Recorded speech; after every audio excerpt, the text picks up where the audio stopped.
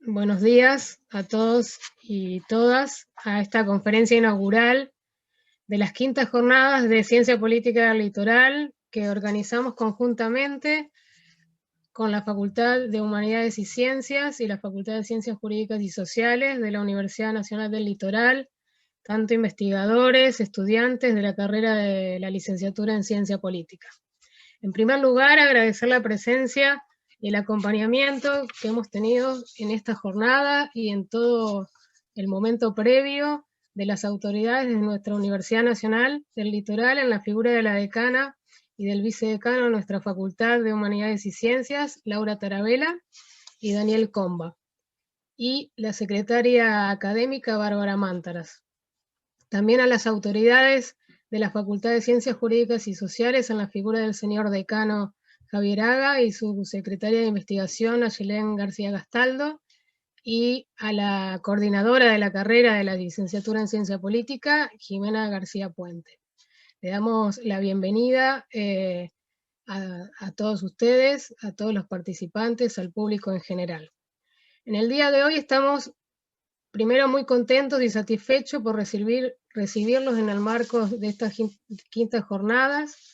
En esta ocasión hablo en nombre del comité organizador, de colaboradores, profesores y profesoras, investigadores y estudiantes de la casa, para darles esta bienvenida, pero hablo fundamentalmente como docente investigadora y trabajadora de la educación de la Facultad de Humanidades y Ciencias, de una facultad y una universidad pública que desde su diversidad intenta día a día contribuir en el conocimiento científico, socialmente valioso y comprometido críticamente con la sociedad que conformamos todos y todas. En la convicción de que las tareas que realizamos de índole formativa, cooperativas y significativas socialmente no son solo una mera enunciación, sino que las validamos públicamente con las tareas en la universidad y en los distintos ámbitos de acción de la región. Por eso, aún en este contexto difícil de pandemia, incertidumbre y derrumbes a nivel mundial, tosudamente estas jornadas que debieron realizarse en 2020, quisimos sostenerlas en esta forma de encuentro novedoso virtualizada, porque estamos convencidos y convencidas que generar un diálogo desde la política, la economía, el derecho, la sociología, la historia, son fundamentales para pensar nuevos mundos posibles y cambios necesarios, no solo útiles en un sentido instrumental. Ustedes van a ver ahí distintos ejes de trabajo en los que vamos a sesionar: el de área de Estado, políticas públicas y gobierno, de teoría, filosofía e historia política, de estudios de géneros y feminismos, de democracia, partidos políticos y movimientos sociales, y de análisis político, opinión pública y comunicación. También hemos recibido muchos paneles libres de grupos de investigación en torno a toda una diversidad de temas como la desobediencia, la identidad política, la pandemia y la comunicación, el Estado y el desarrollo, la filosofía, los partidos políticos, los desafíos de los feminismos, las relaciones internacionales, etc. Vamos a tener dos conferencias, esta inaugural con la doctora Alejandra Siriza y una de cierre el día de mañana a las 18 horas con el doctor Manuel Antonio Garretón de la Universidad de Chile, a los cuales también agradecemos enormemente la disponibilidad y el compromiso de asistir a estas jornadas. Debo agradecer especialmente a Magdalena Candiotti, a Martín Carné, a Daniel Comba, a Sacha Lione, a Marcelino Maina, a Marina Martínez, a Emilio Marchea, a María Emilia Perry, a Mariana Particará, a Hugo Ramos, a Valerio 25, a María Fernanda Vigil y muy especialmente a Esteban Caipel, Jimena García Puente y Milagro Sosa, que conforman la Junta Departamental, y Andreina Colombo, Florencia Ríspolo y Anaía Cebal, que trabajaron muy incansablemente en la parte operativa, organizativa. A la Agencia Santafesina de Ciencia, Tecnología e Innovación del Ministerio de Producción, Ciencia y Tecnología de la provincia de Santa Fe, a eventos de la Facultad de Humanidades y Ciencias, a Prensa y Vedelía, a toda el área operativa y técnica en la figura de Andrea Drueta y todos los colaboradores, a todos los comentaristas, representantes y voluntarios estudiantiles. Y por último, quería dejar un recordatorio a dos figuras que han aportado mucho a la disciplina. Una, Alcira Argumedo, que con gran entusiasmo y lucidez nos enseñó el interés por el pensamiento latinoamericano desde sus Silencios y Voces de América Latina, un recordado libro. Y a José Nun, quien también se destacó en la disciplina y que a quien quisiera recordar a partir de una frase que él se apropió en un extraordinario libro, que es La rebelión del coro, que dice así: si un loco se pusiese a tirarle piedras a la luna con una onda, naturalmente no daría en el blanco, pero si lo hiciese durante muchos años, se convertiría en un gran hondero.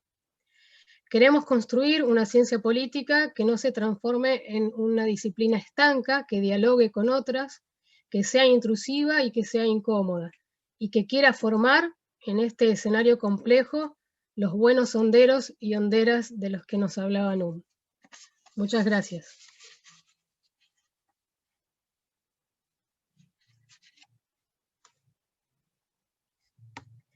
Le dejo la palabra a Laura o Javier.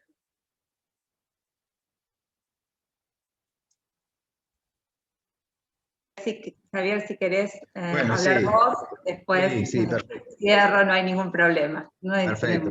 Muchísimas gracias, muy buenos días a todos y a todas. Felicitaciones por tu presentación, profesora Volcato.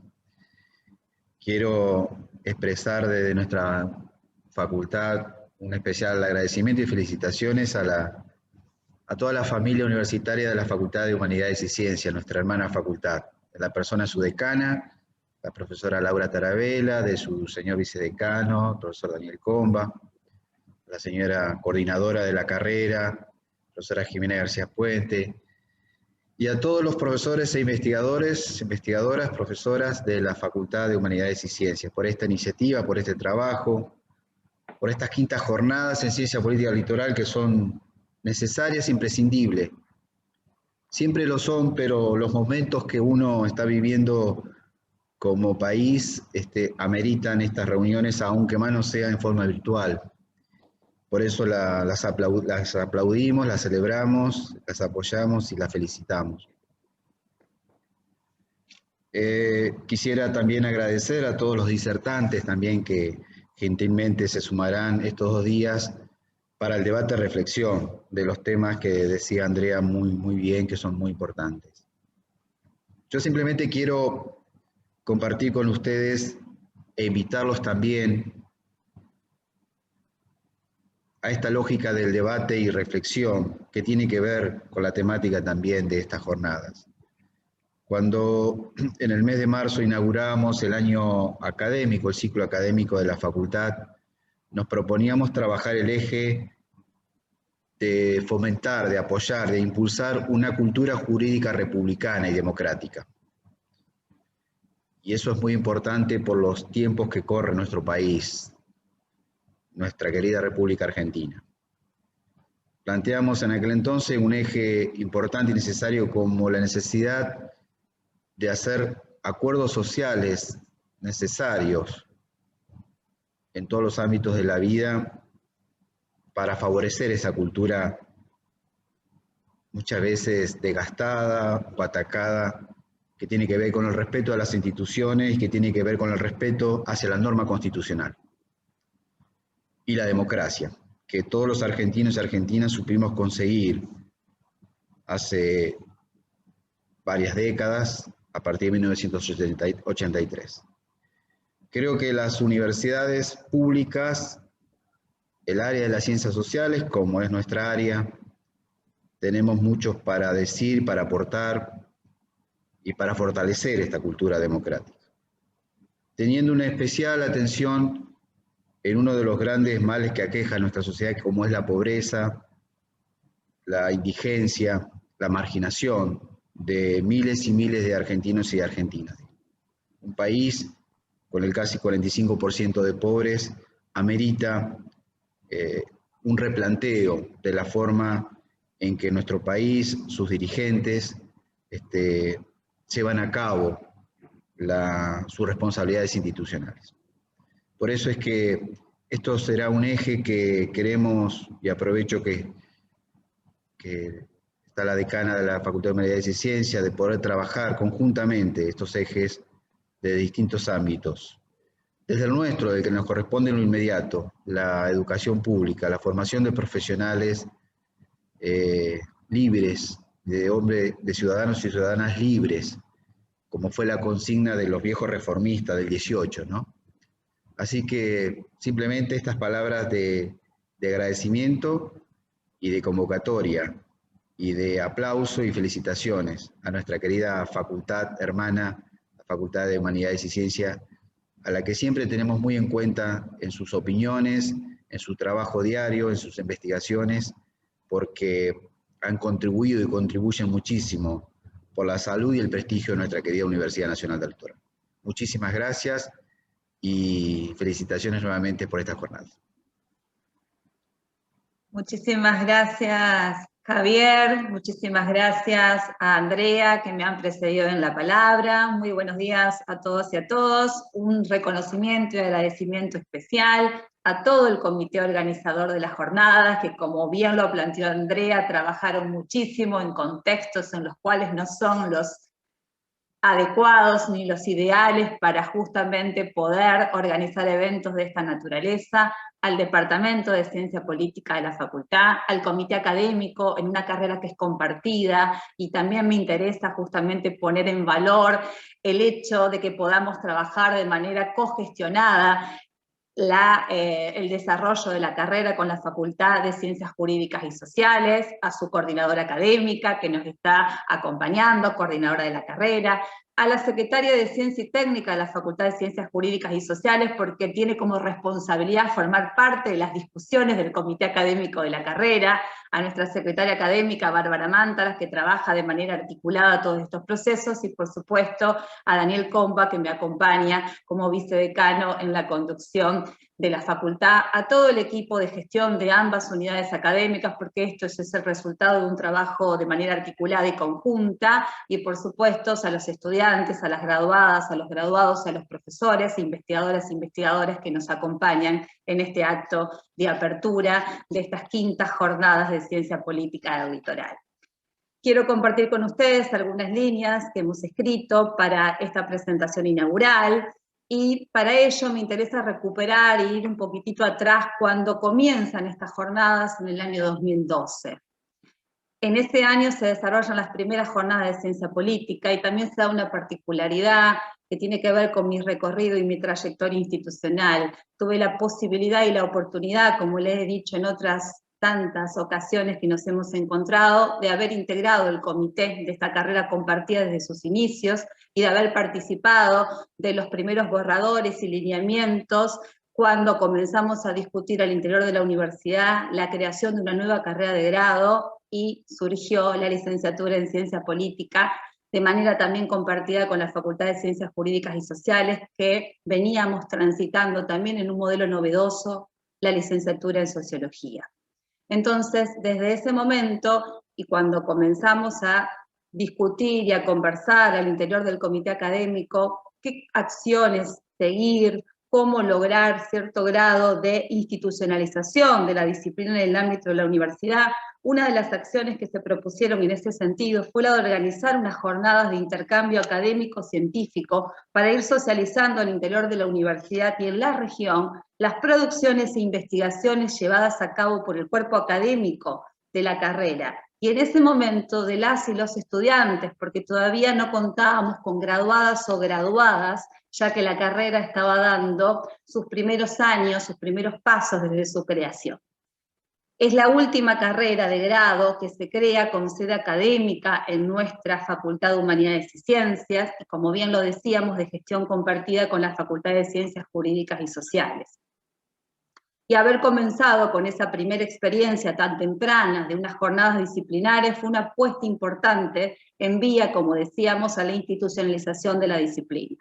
De esas primeras jornadas que se realizaron también en un mes de mayo del año 2012, más allá de quienes asistieron como invitadas y como invitados especiales, y las exposiciones en paneles y en los grupos de investigación, un hecho importante fue el de ser uno de los primeros ámbitos académicos en el cual se realizó un panel en memoria de un reconocido politólogo, Guillermo O'Donnell, quien había fallecido en noviembre del año 2011 y del que participaron colegas, amigos y amigos del doctor O'Donnell. Hoy Andrea también hacía un reconocimiento a dos muy reconocidos especialistas.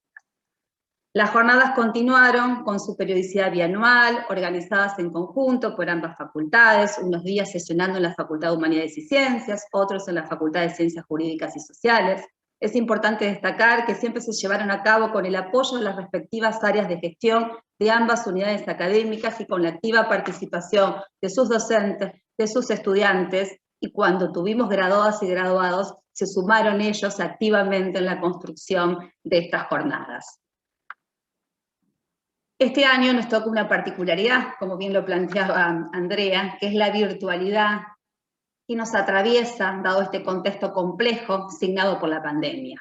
En esa línea, también deseo destacar que en estos tiempos tan especiales, tan particulares por los que transitamos, el entusiasmo de los organizadores de esta jornada ha quedado de manifiesto y de todos aquellos a los cuales se los ha convocado para dar forma a lo que hoy en este acto estamos inaugurando, demostrando una vez más su compromiso, su voluntad, su empeño por poner en valor y por reflexionar acerca de los debates, acerca de las experiencias y las producciones del campo de la ciencia política y de la relación de esta con otras disciplinas de las ciencias sociales.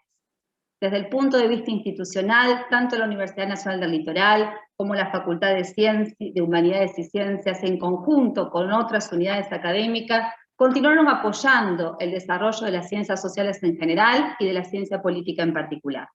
La aprobación por parte de la CONIAU en el año 2017 del doctorado en estudios sociales y su puesta en funcionamiento a fines de este año y a principios de 2018 es un ejemplo de esas políticas institucionales que se mantienen en el tiempo y que trascienden a quienes tenemos la responsabilidad hoy de conducir estas instituciones. Es bueno saber que hoy quienes se gradúan y quienes integran el cuerpo académico de la carrera tienen opciones de formación de cuarto nivel, ya sea de especialización, de maestrías y de doctorado, en la facultad y en otras unidades académicas, lo que constituye una apuesta institucional para la cualificación de los integrantes de la comunidad universitaria en estas áreas. Al mismo tiempo, las convocatorias a proyectos de investigación, CAI+D, ha permitido que muchas y muchos de los docentes, estudiantes y graduadas de la carrera puedan comenzar con una línea de investigación y sostenerla en el tiempo. Como ejemplo, en la última convocatoria que comenzó a ejecutarse a principios de este año, un número importante de proyectos con sede en la FUC y en la FCJS son dirigidos o codirigidos por docentes de la carrera de Ciencia Política. Muchos también forman parte de sus equipos responsables o como colaboradores de esos proyectos.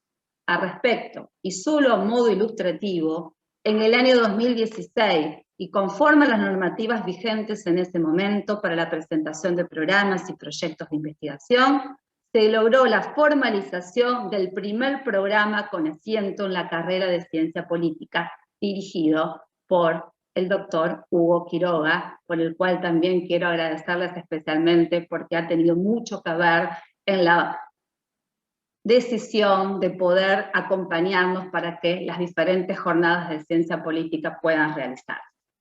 El transcurrir de los años ha dado cuenta de un crecimiento no solo cuantitativo, sino cualitativo en la producción y en aportes al conocimiento desde el campo de la ciencia política. En esa línea, resultado de los proyectos de investigación previos han sido publicados por la editorial de nuestra universidad en una política institucional que también permite posicionar los desarrollos en el plano de la investigación y la reflexión teórica de las y los docentes de la carrera.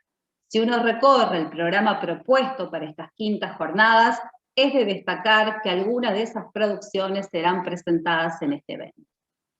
Como bien se ha señalado, La particularidad de las jornadas, al igual que todos los eventos que venimos teniendo durante el año 2020 y lo transcurrido en este año, es la virtualidad. Si bien estas jornadas deberían haberse realizado en mayo del año pasado, la complejidad de la gestión de la pandemia en ese momento hacía muy complicado poder comprometer los recursos humanos, los recursos tecnológicos para hacer un evento de este tipo. Sin embargo, a lo largo de este tan particular 2020, desde nuestra facultad, desde áreas de la universidad, desde la propia Facultad de Ciencias Jurídicas y Sociales, se fueron realizando conferencias, encuentros, charlas, jornadas que permitieron ir ganando experiencia y cualificación, específicamente en lo técnico, para que eventos de estas características hoy puedan concretarse. En este sentido, celebramos que desde el Departamento de Ciencia Política se haya decidido organizar las jornadas aún en una situación de no presencialidad. La diversidad de actividades que tendrán lugar en estos días y que refleja muy bien el programa es una prueba de lo acertado de esa decisión.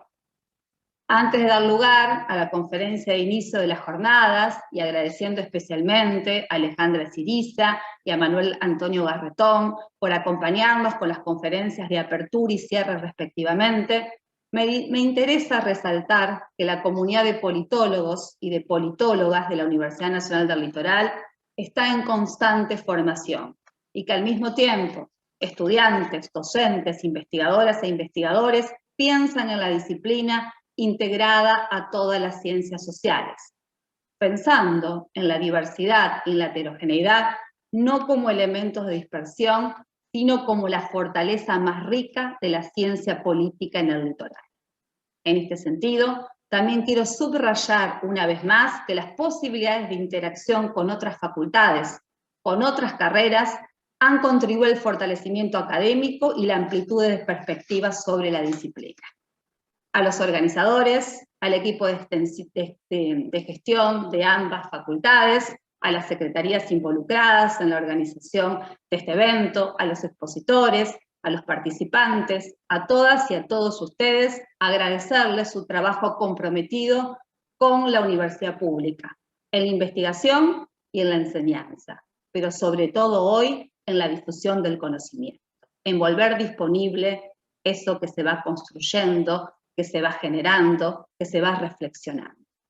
Solo me resta augurarles éxitos en el desarrollo a lo largo de estos días. La discusión en el campo de la ciencia política representa sin dudas una arena fértil para realizar aportes al análisis de la realidad, problematizar en torno a ejes de debates relacionados con diferentes cruces y diálogos con otras disciplinas, recuperando en esos abordajes la mirada multiescalar.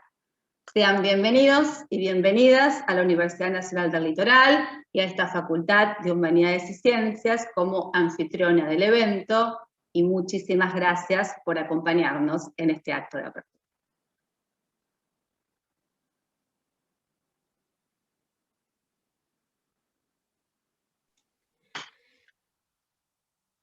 Bueno, muchísimas gracias Laura Tarabella, decana de la Facultad de Humanidades y Ciencias de la Universidad Nacional del Litoral, al doctor Javier Haga, de Ciencias Jurídicas y Sociales, a todas las demás autoridades que a partir de ahora dispensamos. Les agradecemos el acompañamiento en esta inauguración, así que quedan dispensados y vamos a pasar a la conferencia inaugural. Valeria 25 nos presentará a la disertante y seguimos en el mismo canal. Muchas gracias. Muchísimas gracias, muy buenos días. Muchas gracias, Andrea. Bueno, buenos días a todos. Renuevo los saludos y las bienvenidas a estas quintas jornadas de Ciencia Política de la Universidad Nacional del Litoral. Estamos muy contentos de poder tener hoy nuevamente una nueva actividad en estas jornadas. Doy la bienvenida a todos Quiero agradecer en principio la posibilidad de poder participar de este espacio, de la conferencia inaugural, de tener el honor de presentar a la doctora Alejandra Syriza, de poder dar la bienvenida a todo este importante espacio académico que se renueva cada 2 años en la Universidad Nacional del Litoral y es organizado en conjunto por la Facultad de Humanidades y Ciencias y la Facultad de Ciencias Jurídicas y Sociales.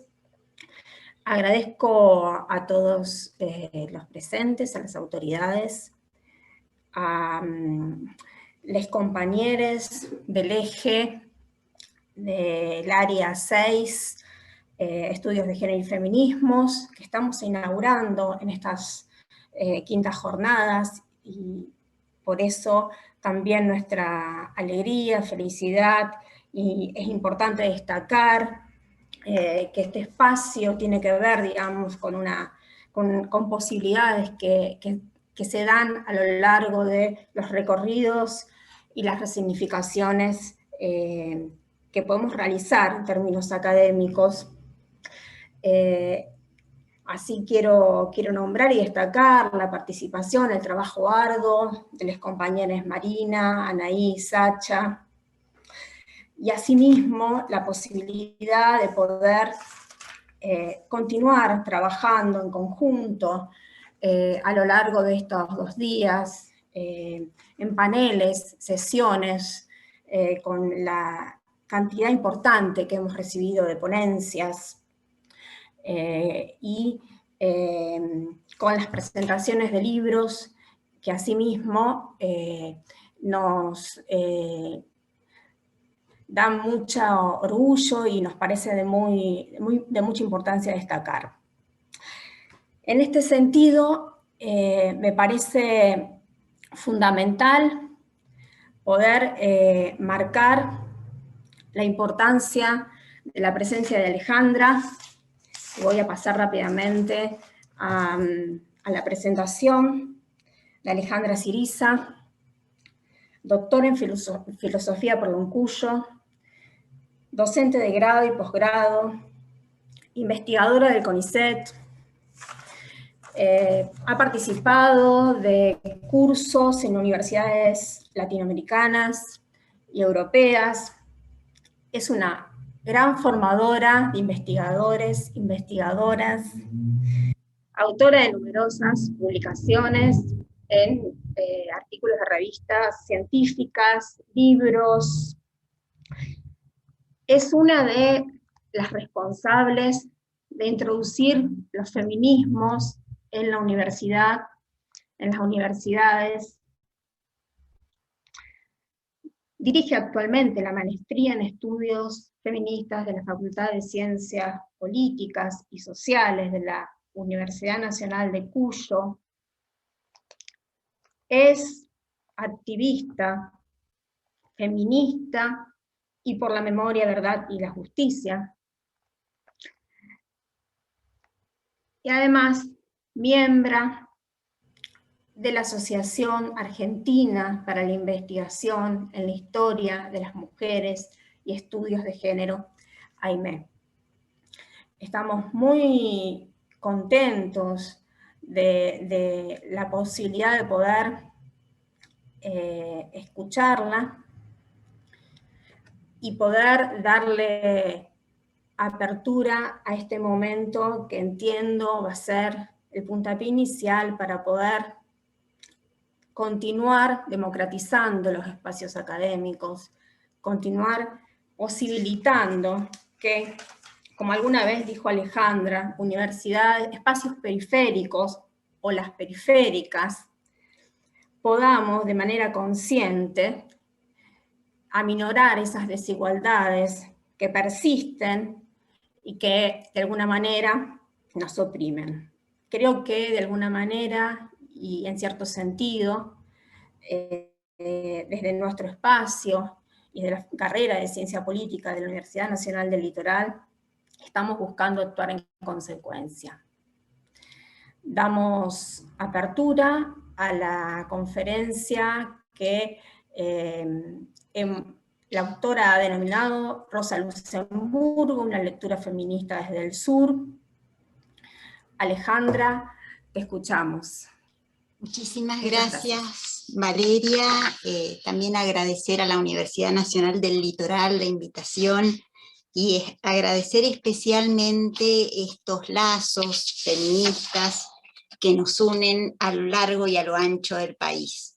O sea, hablar desde el pie de la cordillera de los Andes a el litoral, con ese río tan maravilloso, me parece que verdaderamente es una cosa importante para un país tan centralista como la Argentina, ¿no? Entonces, sin otra introducción previa, me gustaría comentarles cuáles fueron mis inquietudes y cómo es que pensé este asunto de una lectura feminista sobre Rosa Luxemburgo desde el sur, y qué utilidad puede tener eso para pensarnos, como señalaba recién Valeria, desde el sur, para pensarnos como feministas, para pensar en la ampliación de las fronteras políticas de los feminismos, pero también para pensar en la ampliación de las perspectivas disciplinares, ¿no? ¿Qué conlleva una lectura feminista? Entonces, básicamente esta conferencia, estas palabras, van a intentar ligar tres asuntos que me parecen relevantes para poder pensar desde el presente a Rosa Luxemburgo en el 150 aniversario de su nacimiento. Es decir, Rosa nació un 5 de marzo de 1871, que fue también el año de la Comuna de París. Y fue asesinada, como muchos sabemos, un 15 de enero de 1919, tras la Revolución Alemana. Me parece que abordar a Rosa implica una serie de desafíos. ¿Cómo hacer una lectura feminista de Rosa Luxemburgo? ¿Qué implicancias tiene una lectura feminista de alguien que puede ser pensada como ajena a los feminismos? ¿Qué interés puede tener para nosotras desde el sur leer a una judía, polaca, renga, migrante? ¿Qué relación tiene la Polonia de inicios del siglo XX con nuestra América, ¿no? A veces resulta un poco difícil pensar estas dimensiones espaciales y temporales. Y finalmente, intentar pensarlo desde un horizonte que las feministas, sobre el cual las feministas insistimos, ¿no? Este asunto de lo personal es político. ¿En qué sentido Rosa puede colaborar a generar un pensamiento desde ese horizonte? Entonces, empecemos un poco a desagregar y empecemos por una lectura feminista de Rosa, ¿no? Se ha dicho muy frecuentemente que intentar hacer una lectura feminista de Rosa Luxemburgo es violentar a Rosa. Violentarla porque de una obra muy amplia y muy profusa, solamente hay dos escritos públicos destinados a tratar el asunto de las mujeres, uno más que conocido, ¿no es cierto?, La Proletaria, y El voto de las mujeres y la lucha de clases, textos escritos entre 1912 y 1914. Si esas paginitas destinadas al público son realmente escasas para pensar feministamente a Rosa, lo personal en Rosa era hondamente feminista. Es decir, Rosa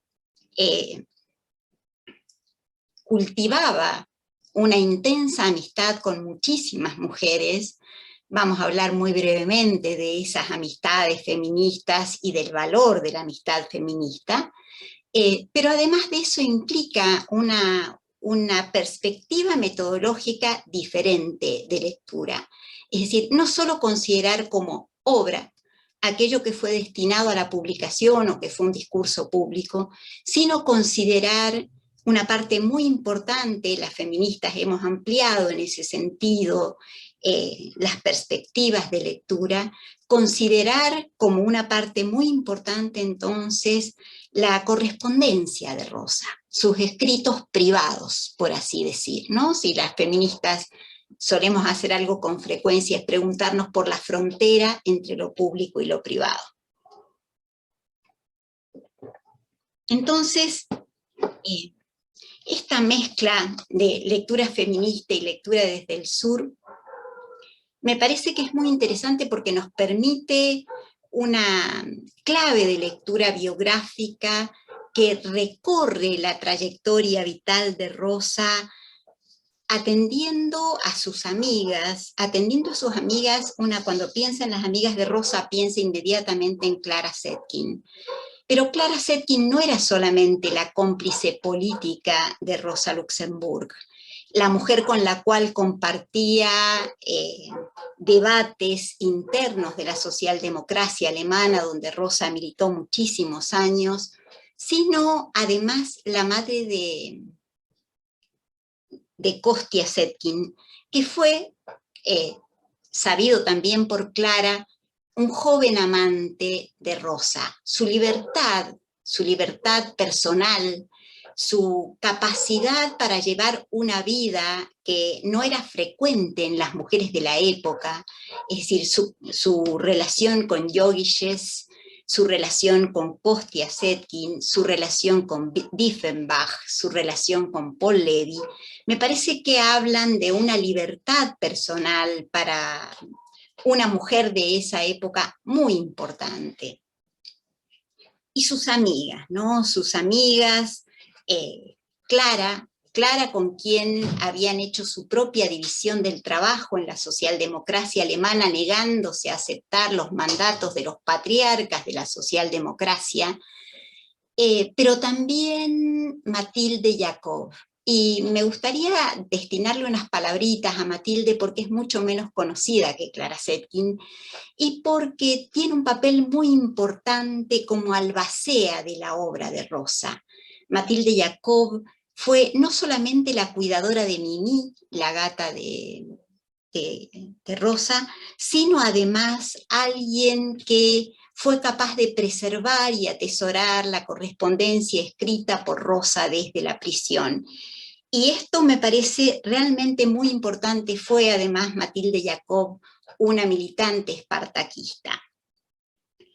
Entonces, pensar en esta Rosa con esta dimensión de libertad amorosa, pero también de solidaridad y de alianza con otras mujeres, me parece que ensancha la perspectiva de lectura, ¿no? Esta polaca, judía, migrante, renga, fue además una luchadora política incansable, y eso me parece que también marca algunas afinidades entre esa Rosa nacida en 1871, esa Rosa que atraviesa un proceso sumamente a lo largo de su vida, ¿no es cierto? Un proceso sumamente complejo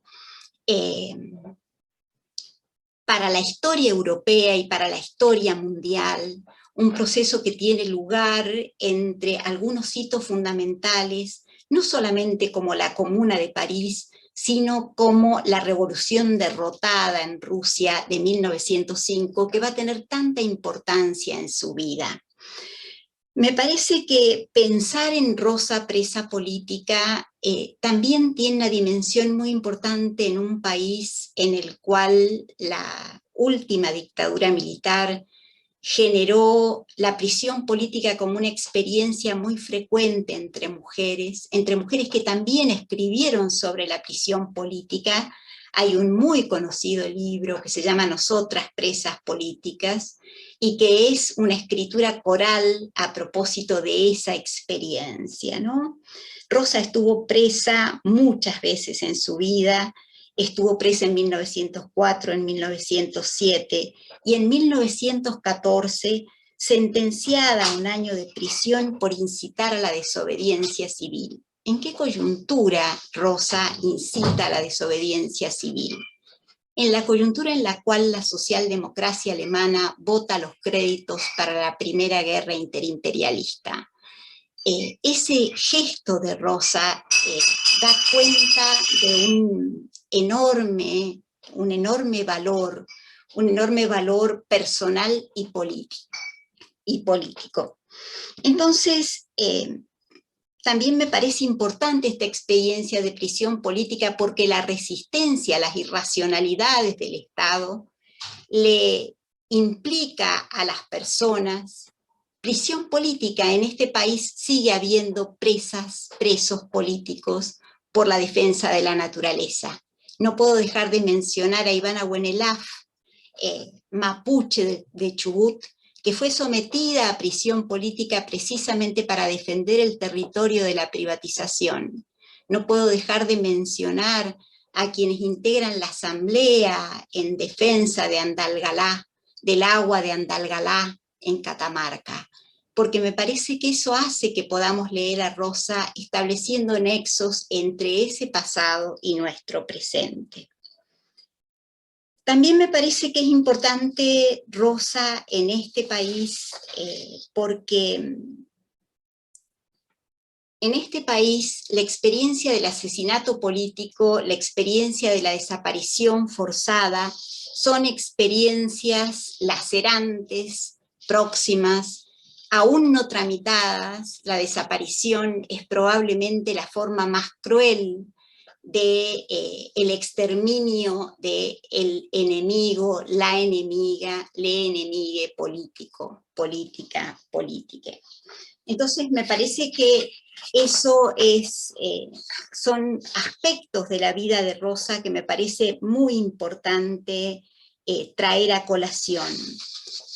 Tras la Revolución Alemana, digamos, en noviembre de 1918, Rosa, con Liebknecht, con Clara, con Matilde, con Jogiches, forman la Liga Espartaco. La Liga Espartaco va a ser no solamente una instancia de crítica sistemática a la guerra interimperialista, sino que va a ser un espacio desde el cual Rosa va a escribir uno de sus textos más maravillosos, el conocido como Panfleto Junius o La crisis de la socialdemocracia, como prefieran ustedes mencionarle.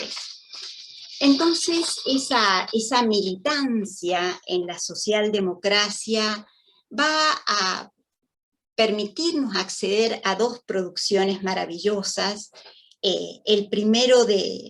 El 14 de enero de 1919, Rosa escribe un texto maravilloso e incitante que se llama El orden reina en Berlín, y es un texto en el cual Rosa denuncia la brutalidad de la represión contra los espartaquistas, ¿no?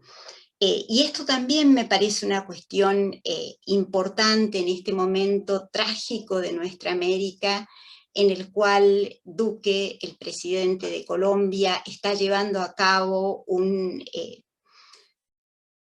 una represión brutal sobre ciudadanos que solo se manifiestan en contra de medidas arbitrarias.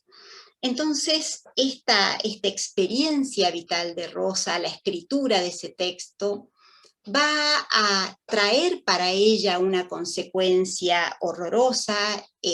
Liberados de prisión, Rosa y Karl Liebknecht son asesinados y el cuerpo de Rosa desaparecido. En ese momento, Bertolt Brecht, que era muy joven, tenía 21 años, escribe un poema en ese estilo tan directo y maravilloso de Brecht. Dice: la rosa roja ahora también ha desaparecido. ¿Dónde se encuentra? Es desconocido, porque ella a los pobres, la verdad ha dicho, los ricos del mundo la han extinguido. Rosa permaneció desaparecida hasta el 31 de mayo, en que se encontró su cuerpo en uno de los canales de Berlín, su cuerpo irreconocible. Finalmente fue identificada y se la enterró un 13 de junio. Ella había escrito en el texto ese, El orden reina en Berlín. Al final del texto había dicho que la revolución se manifiesta diciendo fui, soy, seré. Y señala en ese texto tan importante que el orden burgués está construido sobre la arena. ¿De qué arena habla Rosa? Y aquí me parece que es importante que procuremos por otro lazo, ¿no? Por un lazo que me parece es un lazo sistemáticamente olvidado, sistemáticamente, escasamente analizado, que es la relación entre economía y política.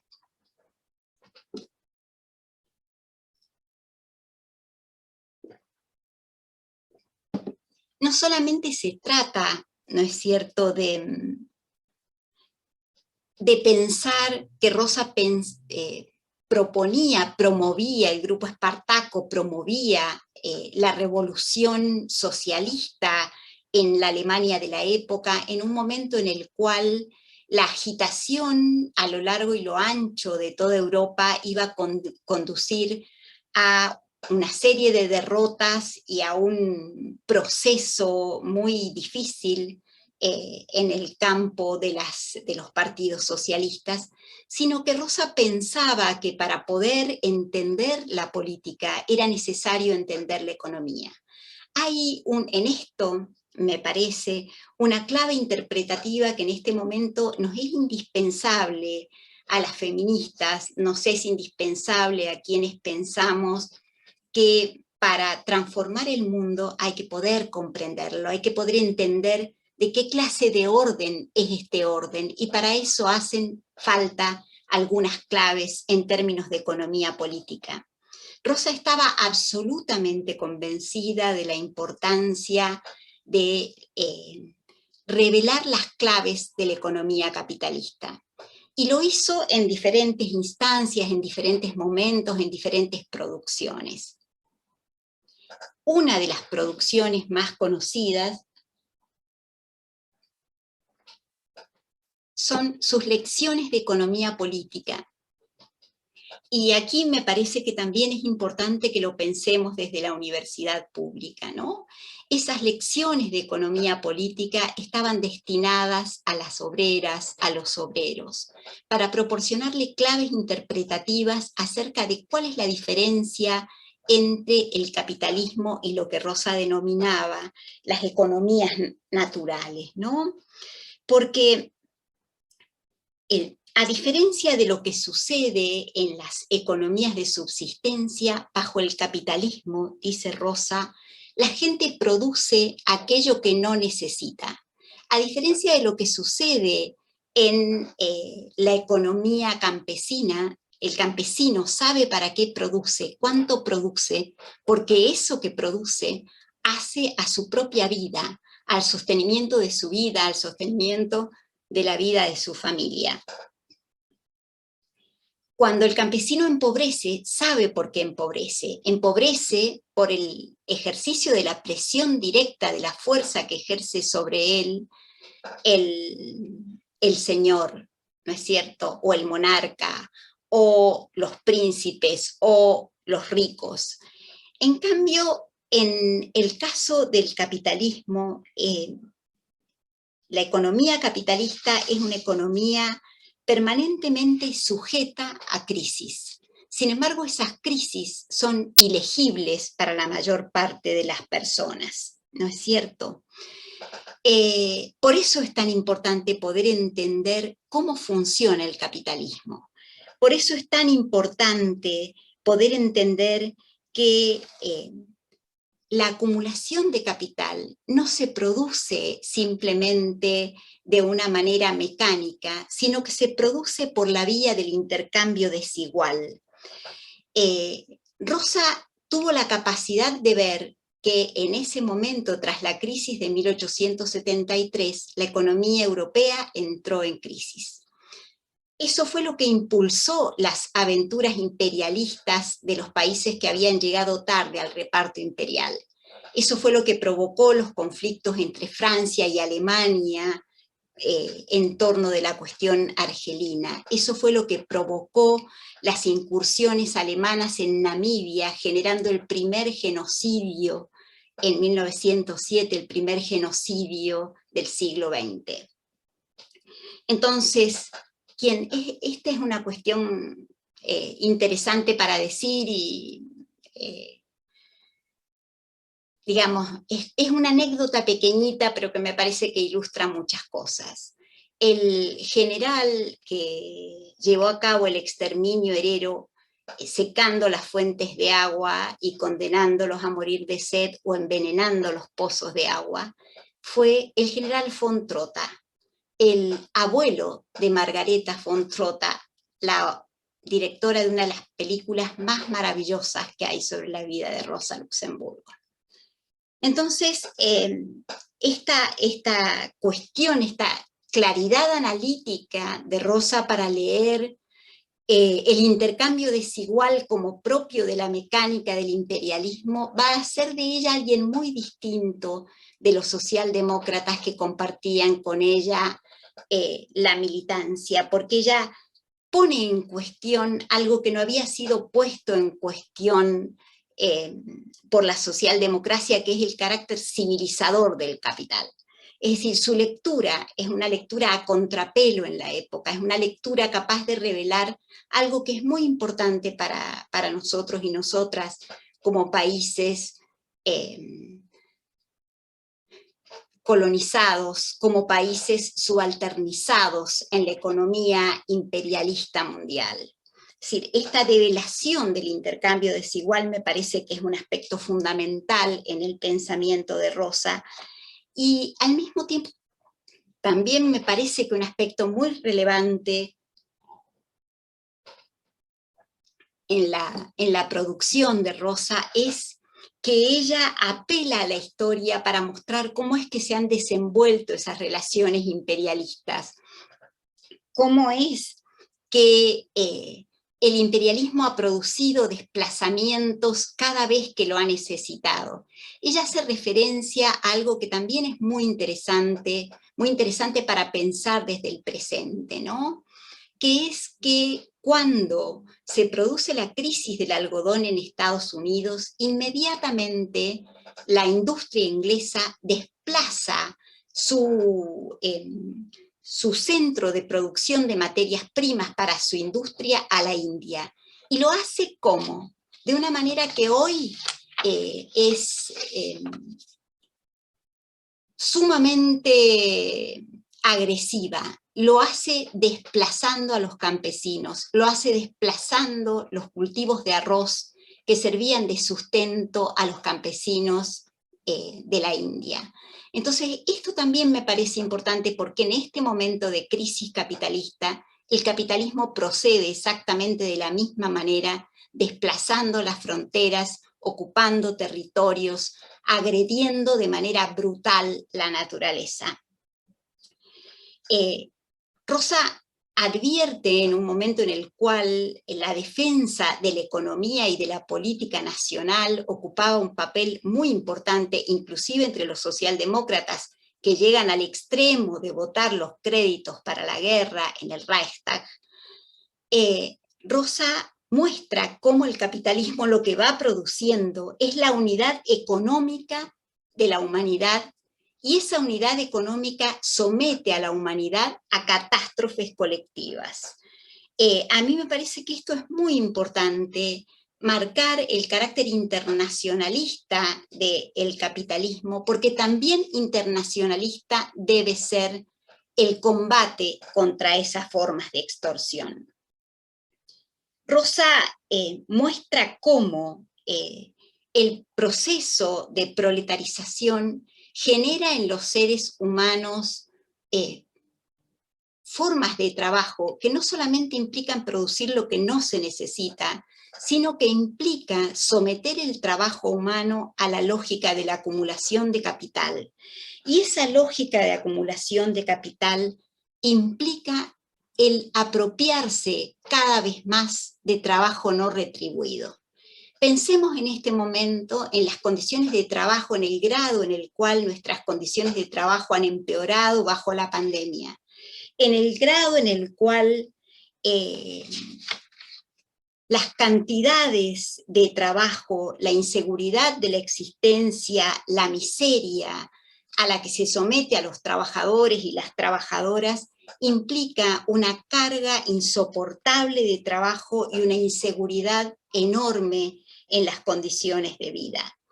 Al mismo tiempo que la proletarización implica ese proceso para los sujetos, las sujetos, les sujetes explotades, eso implica un proceso de concentración de la riqueza cada vez en menos manos. Eso es también lo que está pasando bajo esta crisis capitalista. De 2008 en adelante, las condiciones de vida de trabajadores, trabajadoras, no ha hecho sino empeorar.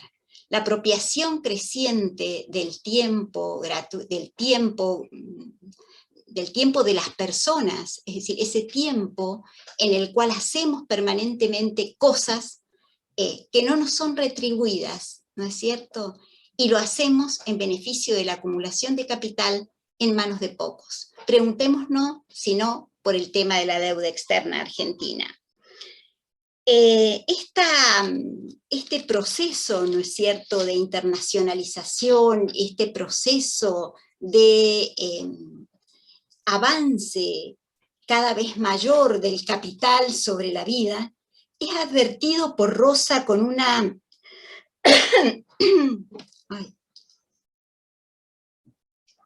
agudeza realmente muy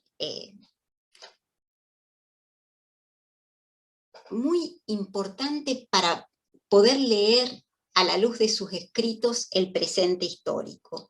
Rosa tuvo muy claro que el capitalismo destruía todas las formas de relación anterior, que devastaba otras sociedades y devastaba la naturaleza.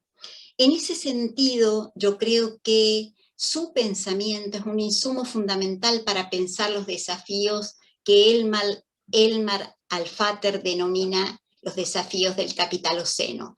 Es decir, lo que está sucediendo en este momento en que el desarrollo de las fuerzas productivas ha alcanzado tal dimensión que está poniendo en peligro la subsistencia de la naturaleza. ¿Quiénes resisten a este proceso de devastación, a este proceso que involucra a la naturaleza misma? Lo resisten las mujeres del sur, lo resiste Vandana Shiva, lo resistía Berta Cáceres hasta que fue brutalmente asesinada, lo resistía Macarena Valdés en Chile, lo resisten nuestras compañeras y compañeros de las asambleas en defensa del agua en Mendoza, en defensa de los humedales en el litoral, en defensa de la tierra, denunciando permanentemente el terricidio como está sucediendo en este momento en el Chubut. Entonces, me parece que Rosa es en este sentido una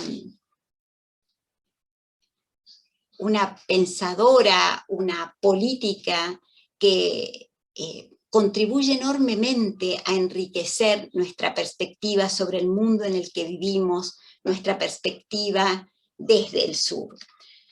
También me parece que Rosa contribuye de una manera decisiva en este escrito del que ya les he hablado, El orden reina en Berlín, a hacernos visibles las lecciones de la derrota, a hacernos visible la violencia y el encarnizamiento de la burguesía con los débiles, a permitirnos pensar cómo los levantamientos populares en Colombia, los levantamientos populares en octubre de 2019 en Chile, se enfrentan con las formas más brutales y más horrorosas de represión, ¿no es cierto? No puedo dejar de pensar en Duque en Colombia, no puedo dejar de pensar en Piñera el vaciador de ojos en Chile. Creo que lo que Rosa señala cuando dice que nos apoyamos directamente en nuestras derrotas y que no podemos renunciar a ninguna de ellas porque todas forman parte de nuestra fuerza y de nuestra claridad en cuanto a las metas a alcanzar, me parece que es una provocación para pensar en este momento en la internacionalización del feminismo, en la importancia de atender al carácter internacional del capitalismo y al carácter internacional de la resistencia frente al capitalismo. Finalmente creo que en este momento trágico para nosotros, para nosotras, en este momento de pandemia en el cual la tristeza, el aislamiento son verdaderamente grandes socavadores de nuestro ánimo, me parece que es importante recurrir a algunas palabras que Rosa escribía para Sofía Liebknecht en Breslau en diciembre de 1917. Y decía esto, Rosa: estoy aquí sola y en silencio, envuelta en los múltiples y negros envoltorios de la oscuridad, el tedio, la falta de libertad y el invierno. Y sin embargo, mi corazón late con una alegría interior inconmensurable e incomprensible, como si me moviera a la brillante luz del sol sobre un florido aguamiel. Creo que la clave del enigma es simplemente la vida misma. Esta oscuridad profunda de la noche es suave y hermosa como el terciopelo, si uno solo la mira de la manera correcta. La grada húmeda bajo el lento y pesado paso del guardia de la prisión es también una hermosa canción de la vida para alguien que tiene oídos para escuchar. Le dice a Sofía: no pienses que te estoy ofreciendo alegrías imaginarias o que estoy predicando ascetismo. Quiero que pruebes todos los placeres reales de los sentidos. Mi único deseo es darte una inagotable sensación de dicha eterna.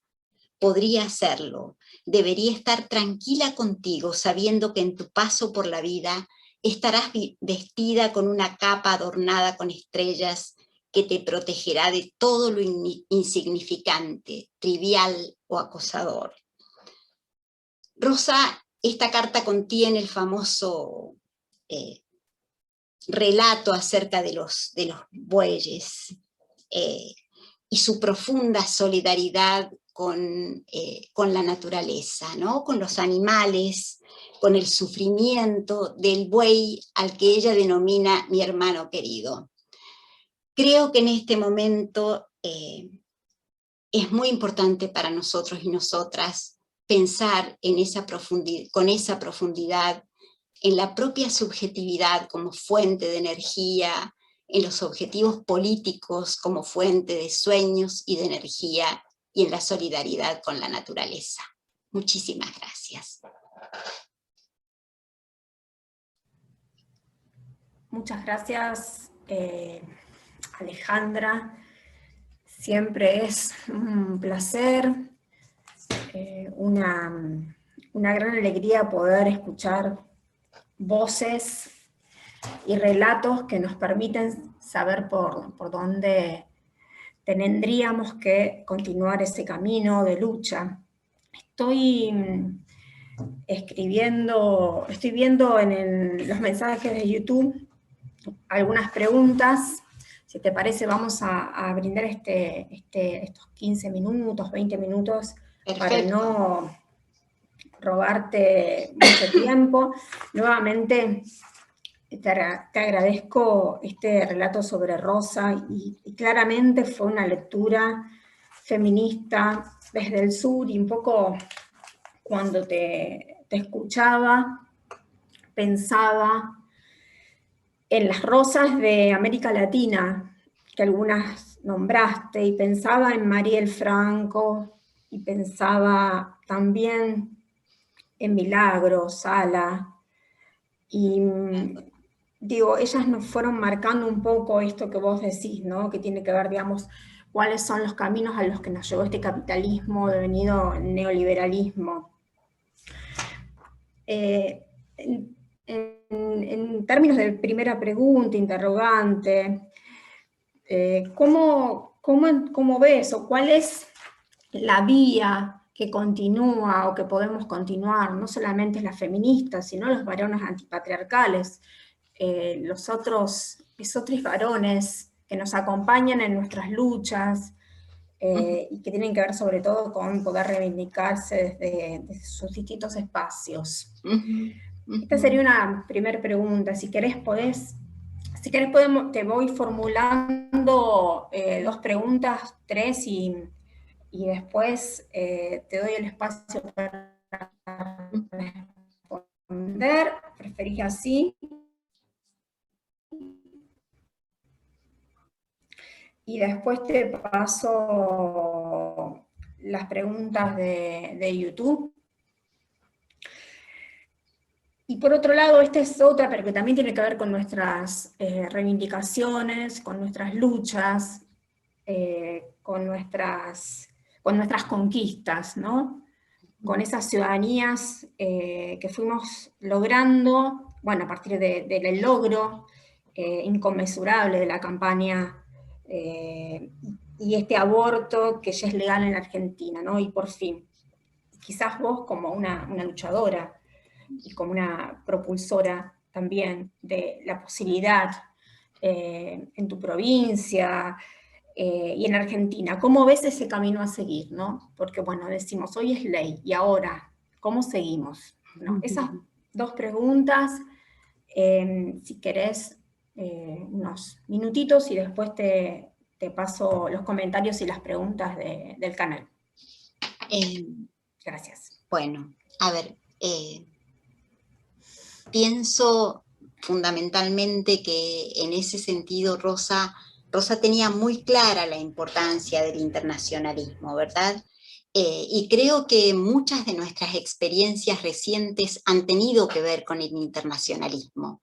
El recurso al paro internacional de mujeres me parece que es un recurso que reivindica las tradiciones proletarias, trae el pasado al presente y al mismo tiempo genera lazos internacionales. Creo que muchas de nuestras luchas se han internacionalizado, que, por ejemplo, en el caso concretísimo, ¿no es cierto?, de la campaña por el derecho al aborto, el pañuelo verde se convirtió en un símbolo latinoamericano.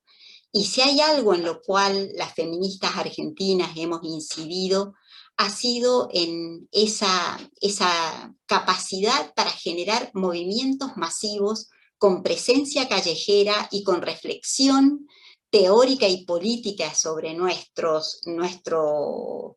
sobre nuestras prácticas como feministas, sobre la construcción de nuestros espacios. La campaña fue un ejemplo realmente en ese sentido maravilloso, y Ni Una Menos es también en este momento un ejemplo maravilloso, porque nos ha permitido generar articulaciones federales que han hecho posible,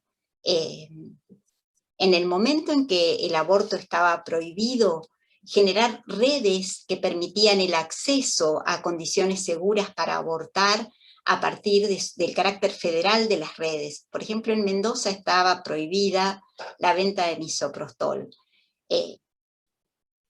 Eso hacía muchísimo más insegura la práctica en Mendoza. Entonces creo que el carácter federal de la campaña en ese sentido fue un paraguas maravilloso, algo que nos permitió generar redes de contención, procurar por la posibilidad de habilitar esta práctica. Creo que realmente saber de la importancia de las redes políticas, de las redes afectivas, de las redes que son personales y políticas, porque muchas de nosotras, bueno, nosotras nos conocemos de los espacios de activismo, de las redes que hemos sabido construir y que a pesar de la pandemia y a pesar de la dificultad para estar juntas, hemos seguido construyendo esas tramas, hemos seguido reflexionando juntas, hemos sabido construir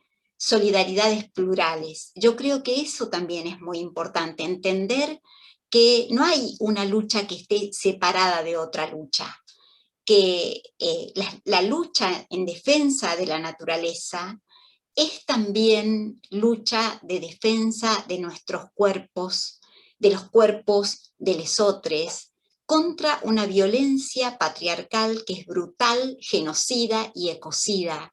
Digamos, pensemos en lo que está pasando en términos de feminicidios, ¿no?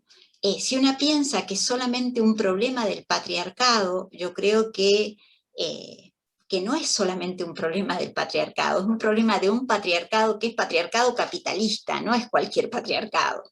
Entonces, me parece que poder hacer esas lecturas, poder hacer esos entramados, nos ayuda en nuestra práctica política y nos ayuda a construir alianzas que tengan en cuenta las diferentes formas de subalternización. Alianzas con los varones que son aliados. Siempre ha habido varones aliados a lo largo de la historia. Digo, cuando una piensa, por ejemplo, en Condorcet, piensa en un varón aliado en el siglo XVIII. Digo, no es una novedad. Me parece que es muy importante la promoción de esos espacios, porque la violencia contra las mujeres, las personas feminizadas y las disidentes no es un problema particular de las mujeres, las disidentes, es un problema de la humanidad entera que involucra también a los varones cis. Es muy importante que reflexionen sobre eso, sobre las formas de masculinidad violenta que el capitalismo y el patriarcado promueven. Y el racismo también, porque no está muy separadito. Gracias. Te paso algunos de los comentarios y preguntas de YouTube y después, si querés, te doy el espacio para responder y ya después cerramos, te liberamos y te agradecemos. Bien, en principio, algunas de las docentes, de los docentes de la carrera, te preguntan sobre los términos de la teoría política que se referencian contemporáneamente en el legado de Rosa.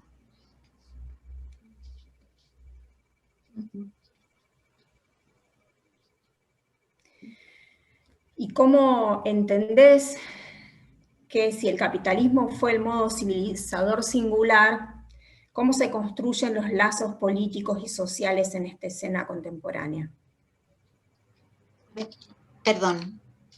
¿Cómo se construyen los lazos políticos y sociales en esta escena contemporánea?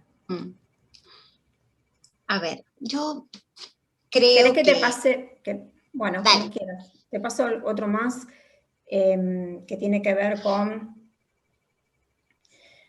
otra pregunta. Rosa pensaba en una transformación revolucionaria del capitalismo, como se puede pensar la articulación entre feminismo y socialismo. Los feminismos actuales son anticapitalistas. Es de un varón. Así que bueno, esas dos preguntas, si te parece, unos minutos, y después hay un comentario para tu lectura. Gracias. A ver, yo creo que una de las cosas más interesantes de Rosa, o por lo menos en términos de la teoría política, es pensar que no es solamente propio de Rosa, ¿no es cierto?, sino que es propio de la teoría política marxista, que es el empeño recurrente en pensar las articulaciones entre economía y política. Es decir, de no separar, no entender la economía como un espacio, como un ámbito separado, sino como un ámbito profundamente articulado a las condiciones para pensar y hacer la política. Creo que Rosa no es solamente la autora de esas lecciones de economía política o de la acumulación de capital, sino que es la autora de Junius, ¿no? Donde ella puede articular con muchísima claridad la relación entre economía y política que había conducido a la guerra interimperialista y al exterminio. Y yo creo que es necesario hacer esa lectura de la relación entre economía y política bajo estas condiciones históricas. Creo además que Rosa era absolutamente antidogmática y me parece que en este momento histórico esa forma de pensar, esa capacidad suya para articular, para ligar distintos problemas, el recurso permanente a la historia, me parece que son dimensiones que realmente son provocaciones para pensar. Digo, creo que una teoría política que sea solo teoría política, teoría sobre la democracia separada de las condiciones en las cuales esa democracia se ejerce, me parece que, desde mi perspectiva, por supuesto, puede haber otros análisis, pero creo que para poder entender cabalmente qué cosa es el neoliberalismo, una tiene que pensar en la relación entre economía y política. No es solamente una forma de hacer política, es una forma también de tomar decisiones que son decisiones en el campo de la economía. En cuanto a la relación entre feminismo y socialismo y si los feminismos actuales son anticapitalistas. Yo creo que hay diferentes versiones de los feminismos nunca han sido unívocos, siempre han sido multívocos. Hay diferentes versiones de los feminismos, muchos de los cuales no son anticapitalistas, muchos de los cuales piensan como horizonte en la lucha por derechos civiles, por llamarle de alguna manera, ¿verdad? En mi caso pienso que no hay posibilidades de transformaciones del orden patriarcal si no hay transformaciones del orden capitalista y ecocida, que es cada vez un orden más brutal. Y creo que en ese sentido, digamos, Rosa ha heredado, tiene muchos herederos en este momento histórico. Una piensa, por ejemplo, en Lowy, ¿no es cierto? En Michel Lowy. Es uno de sus herederos teóricos y políticos, además de un apasionado por Rosa. O pienso en el joven Hernán Ubiña, ¿no? Y sus propuestas para pensar a Rosa y para pensar la política contemporánea desde el sur.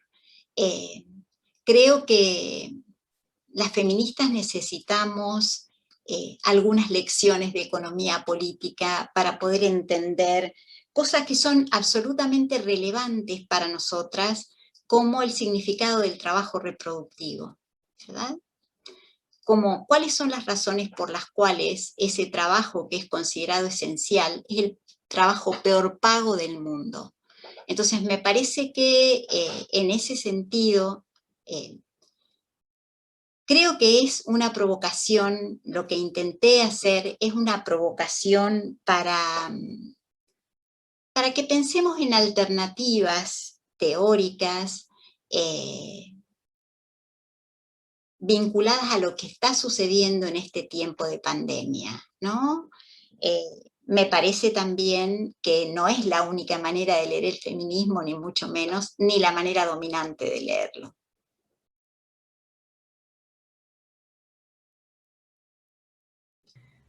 Muchas gracias. Muy interesante todo lo que marcaste. Leo un comentario del canal que recupero de una compañera.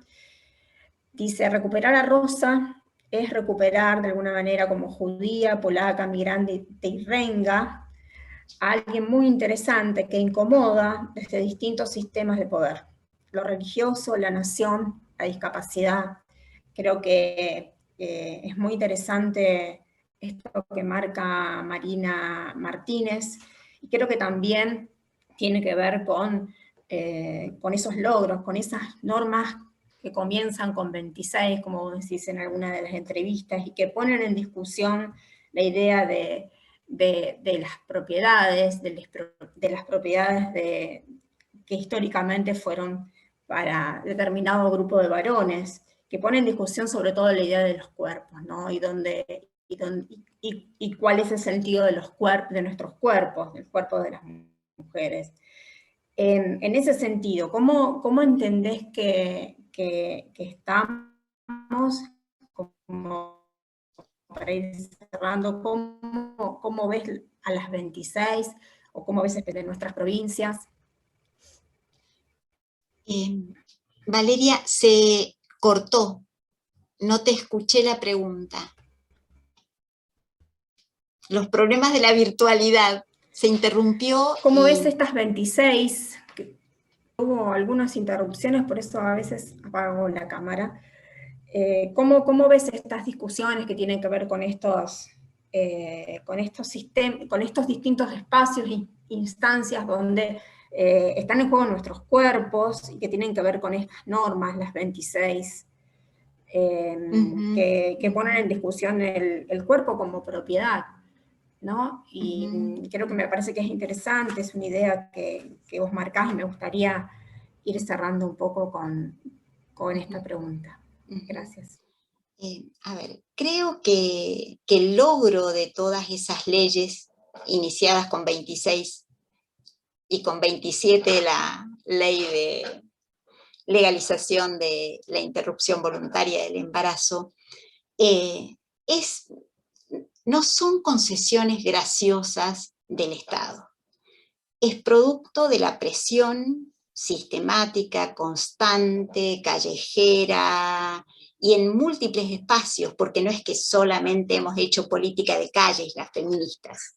Hemos hecho política de calles y hemos hecho también otra clase de políticas, políticas de alianzas, políticas de presión. Hemos hecho pedagogías. Me parece que esas pedagogías feministas, pedagogías que son no solamente pedagogías universitarias o pedagogías en el aula, sino pedagogías en la escuela de la vida, ¿no? Pedagogías de construcción de relaciones, de hermandad entre mujeres, pedagogías de construcción de solidaridades en relación, por ejemplo, a las redes que supimos construir cuando el aborto era ilegal, a las redes que construimos en relación a los feminicidios, que no solamente, que implica también la presencia de abogadas feministas con perspectiva de género, capaces de disputar la letra de la ley. Creo que esta intensa pedagogía que hemos desplegado a lo largo de todos estos años, no solamente ha puesto en disputa en la letra de la ley, sino que ha puesto en disputa en la calle, en el aparato del Estado, en las instancias institucionales. Prácticas que hasta no hace mucho eran prácticas toleradas, como por ejemplo el acoso callejero, han dejado de serlo. Asuntos que eran invisibilizados, como los montos en los cuales las mujeres contribuimos con nuestro trabajo reproductivo al Producto Bruto Interno del país, ha sido colocado también por las economistas feministas. Me parece que el feminismo es un movimiento muy potente, muy plural, muy diverso, y que nuestra capacidad para construir esas alianzas en la diversidad ha sido también nuestra fuerza en todo este tiempo. Hemos logrado modificaciones legales y mucho más lentamente, eso también es verdad, muchísimo más lentamente, estamos poniendo en discusión el carácter de cosa y de propiedad privada de nuestros cuerpos y de los cuerpos de las personas feminizadas. Creo que lamentablemente nadie abandona sus privilegios tan tranquilamente, y creo que por eso precisamente es muy importante la organización, porque solamente la organización puede protegernos. Y creo bueno, que las leyes son importantes, claro que lo son, porque van produciendo otro sentido común, pero creo que el día a día, la práctica cotidiana, la pedagogía feminista en la calle, en el aula, en la casa y en la plaza, como decía Julieta Kirkwood, por otra parte no estoy diciendo ninguna originalidad, forma parte de nuestros logros en el último tiempo. Creo que el feminismo y el feminismo sudaca es en este momento una fuerza política incontenible. Alejandra, tengo que recuperar la última pregunta porque tenés muchos agradecimientos vía el canal, muchos que celebran tu presencia en nuestra casa, no saben cuándo vas a volver. Y bueno, te hago esta última pregunta y después sí te liberamos. En relación nuevamente a Rosa, ¿hay alguien que recuperes como el discípulo o discípula de Rosa, o en quien podamos referenciar? Y bueno, un poco recuperar la Liga Espartaco en términos de ideas. ¿Cuáles eran las ideas fundantes que tenía esta liga? Me preguntan. No sé si se ve. El arte de la política, Frigga Haug. Es un texto realmente maravilloso, recién salido del horno, publicado por Tinta Limón, y voy a mirar traducción, quién tradujo esto, porque la verdad es que es tan importante el trabajo de traducción. Montserrat Galcerán Huguet y Cira Ainara Sánchez Navarro. Me parece que, bueno, Frigga Haug es una socióloga alemana, y este libro suyo, Rosa Luxemburgo y el arte de la política, es un libro muy reciente. Una podría pensar que en esta teórica como una de sus herederas, y también en Hernán, que publicó en 2019 un libro precioso. Digo, como recomendaciones bibliográficas y como indicación de algunas líneas de pensamiento. También Verónica Gago ha tomado algunas ideas de Rosa Luxemburgo, sobre todo el tema la idea de la huelga, ¿no? La idea de la huelga de masas como una instancia fundamental. De hecho, es una medida internacional que tomamos las feministas los 8 de marzo desde 2017, y en el caso de Argentina lo hicimos antes, en 2015, en octubre de 2015. Entonces, me parece que todas estas posibilidades de pensar que abre Rosa, esta capacidad que tiene para ver cosas que muchos de sus contemporáneos no podían ver, me parece que la hace sumamente actual, ¿no? Y que es realmente una pensadora indispensable para este momento político. Releer sus textos. Tal vez tengo que confesarlo.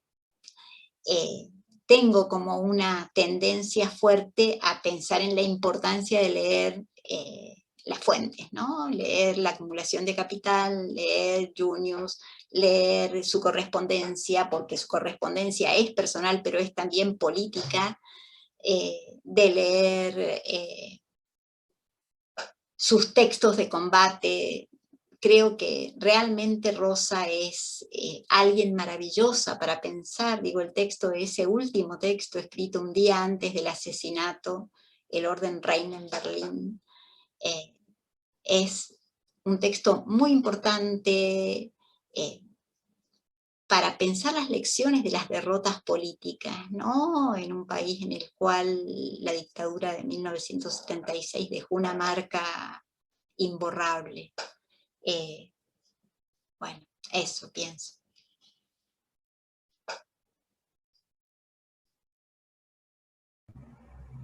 Bueno, Alejandra, te agradecemos muchísimo el tiempo y bueno, la calidez, la claridad de las respuestas y la exposición, y bueno, infinitos abrazos. Esperemos poder reencontrarte en más espacios para seguir democratizando académicamente y construyendo universidades con menos desigualdades. Muchísimas gracias. Un abrazo. La rosa educadora que nos venga y nos ilumine. Las rosas. Muchísimas gracias, Valeria. Muchas gracias a la universidad por el esfuerzo. Un abrazo fuerte.